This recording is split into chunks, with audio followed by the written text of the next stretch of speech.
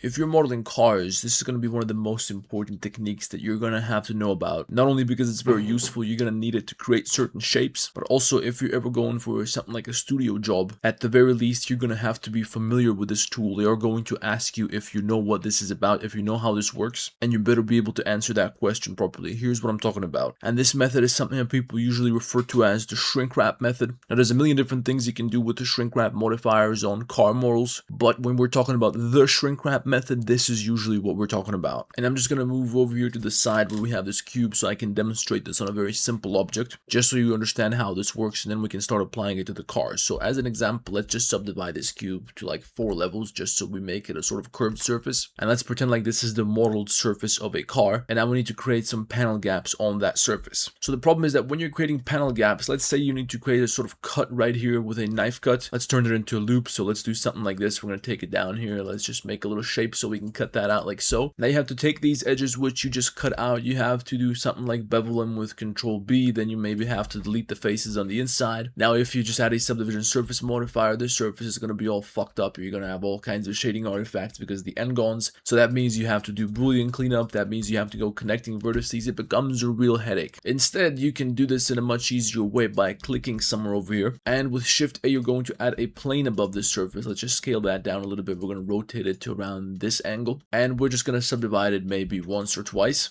And now in the modifier section, you're going to go to add modifier, deform, add a shrink wrap modifier. In the shrink wrap modifier, we're going to target the ball underneath. And let's say we're going to set the wrap method here to target normal project. That usually works best in this situation. And we also want a little bit of offset just so we can see what we're doing a little bit better. Now just quickly, you probably want to add a subdivision surface modifier, which you're going to place above the shrink wrap modifier. And just so you can see things a little bit more clearly, you might want to go up here to the matte cap settings. And you're going to change the object color here to random. And that's just going to assign a different color to all of these objects so you can see them a little bit more clearly. And the idea is that now you have this pretty low poly surface which you can modify very easily, but it's going to retain the shape of the surface underneath. So now, for example, one of the benefits of this method is that if we want to sharpen these corners here, we can do so very easily by just pressing N and setting the mean vertex crease over here to 1. As you can see, that looks perfect and it's perfectly wrapped around the surface. And this is important because if you didn't have a shrink wrap modifier and you had a curved surface like this where you tried to create that kind of shape with the pointy corners, so let's say for example we're going to take this shape out, we're going to inset this a little bit, we're going to create a little gap here, delete this part, add a subdivision surface modifier, and then we want this part to be pointy. We can take these vertices and set the mean vertex crease to 1, and as you can see that does make them pointy, but because of the nature of the subdivision surface modifier and the crease thing, you can see that it creates a sort of bump and it's not really a smooth surface anymore. It kind of messed up our shape. But when we apply a shrink wrap modifier to this and we project it onto a smooth surface underneath, then it's going to get stuck to the surface and it's still going to retain the shape that you want. And that's exactly what happened over here. So that's one of the benefits of using the shrink wrap modifier. Now the other thing that we're talking about here is that it's very easy to create all kinds of shapes on this surface now, and especially if you're trying to make gaps between panels. So now we can very easily take some geometry from the side over here. We can use that to extrude some different kind of shape. We don't have to worry too much about how we place this. We don't have to worry about if it's bumpy or not on the side over here. You can do this if you just came back from the bar and you're hammered. So as you can see now, all we have to do is slide this down a little bit. Maybe we can extrude it down a little bit more. If we want this to fit like a puzzle, we can just extrude it to the side one more time, make sure that this is not a vertex crease, and we can just easily fit that in there. And as you can see, it's very easy to control that. We just have to make some more tiny adjustments here, but as you can see, because of how little geometry we have here, it's not really very difficult to do so. Now if we would have applied the subdivision surface modifier, then we have so much geometry that it's very difficult to control, and it takes a lot of work if you want to change the shape of the entire gap. But because you have an active subdivision surface modifier on this object, you just have to move this one vertex and it changes the entire shape, and it's much easier to control. And then if you need more control points, maybe you apply one level of subdivision surface, you add another subdivision surface modifier, so now you have a little bit more geometry for control, but not too much. Now another way you might want to apply this to a vehicle is if you're trying to create a panel gap in a weird area. So let's say we're going to create a knife cut right over here. We're going to hit enter, and then we create a little bevel and we delete the geometry right there. So the problem is that now we messed up our shape here quite a bit. For example, if you look at this circle over here, it's no longer a nice nice round circle. It's because we have some additional supporting geometry over here, so we created this gap. We kind of busted up the shape, and we're probably going to be able to see some shading artifacts as well. Certainly you'll be able to see it if we move back here, and let's say we want to create a little gap on this curved surface. Let's say you delete the geometry there, and you're going to notice very clearly that now this surface is not really that continuous anymore, especially if we look at it from up here. You would expect this to be a nice and smooth surface, but you can see there's a sharp point here because of the new geometry which we created. It's not connected anymore, and we want to avoid that, and this is where the shrink wrap modifier comes in. So the way that you would apply this here is you would duplicate this body right here, and you take that object, let's just lift it up by 1 unit for now. You're going to add modifier, deform, add a shrink wrap modifier, make sure that is below your subdivision surface modifier, and then when we set the wrap method to target normal project and we select the surface underneath as a target, of course we want to lower this back down so it is in place. Now we can very easily work on this duplicated version of the body. So as you can see, we can just create a bevel there and delete that, maybe add a little bit of offset just so we can see it a little bit more clearly. If we take these vertices at the corners over here and we set the vertex crease to 1, you'll be able to see that now we have the gap here and it's no longer non-continuous. So if we hide the surface underneath so we can just see this new one, you can still keep this as a low poly object, and on top of that you can add a subdivision surface modifier and you're still going to have a perfectly continuous surface here. So that is one of the best ways to create gaps between panels on cars. It is also a great way to add features to cars which would otherwise be very difficult to create. By the way guys, I have a question for you because I don't know why this happens. There's a fucking bug. When I turn up the offset on this shrink wrap modifier over here, for some reason it's only certain areas that get inflated and nothing else seems to work. It creates this real shitty looking shape, and I got no idea why that happens. It doesn't make any sense to me. I don't really need this feature, but I'm just curious why this happens because there might be a time when I need it. So if somebody knows, let me know down in the comments. That's it for this video. If you guys want to learn more about modeling cars, I got a full course on Patreon where I talk about this Aston Martin. I got like 30 episodes just about this car from scratch. We're almost finished with the exterior, so then we're going to move on to the interior as well. And if you want to learn more general Blender tips and how these modifiers work and all the millions of tools that you have in this program, I broke down every single tool and technique you'll find in Blender in my Blender masterclass course, so go check that out in the description as well. Also check me out on Instagram. Also check out our Telegram chat in the description. Like the video, subscribe to the channel. Let me know down below what you want to see next, and I'll see you in the next one.